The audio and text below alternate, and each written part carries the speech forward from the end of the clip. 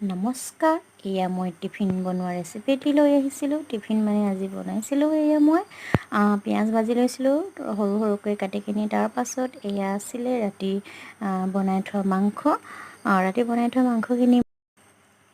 নমস্কাৰ, আজি এয়া মই ভিডিঅ'টো লৈ আহিছিলোঁ টিফিন বনোৱা ৰেচিপি। মই কুমাৰী, মোৰ ভিডিঅ'টোলৈ সকলোকে স্বাগতম জনাইছোঁ। এয়া প্ৰথমতে মই মিহি মিহিকৈ কুটি পিঁয়াজখিনি ভাজি লৈছিলোঁ ৰঙাকৈ। তাৰপাছত এয়া মই ৰাতি বনোৱা মাংস আছিলে, তাকো মই সৰু সৰুকৈ কুটি ৰাখিছিলোঁ। কুটি কিনি এয়া কেৰাহীত মই পিঁয়াজী মাংসখিনি ধুনীয়াকৈ ভাজি লৈছোঁ। ভজাৰ পিছত ইয়াত মই ভাত দি দিছোঁ। ভাত মানে যিহেতু মই আজি টিফিনত মই ল'ৰাৰ কাৰণে ভাত ভাজি বনাই দিছোঁ, তাৰে ভিডিঅ' লৈ আহিছিলোঁ আপোনালোকৰ আগলৈ।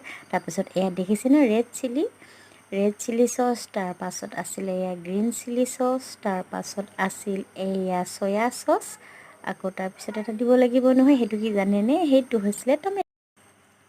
নমস্কাৰ, আজি এয়া মই ভিডিঅ'টো লৈ আহিছিলোঁ টিফিন বনোৱা ৰেচিপি। মই কুমাৰী, মোৰ ভিডিঅ'টো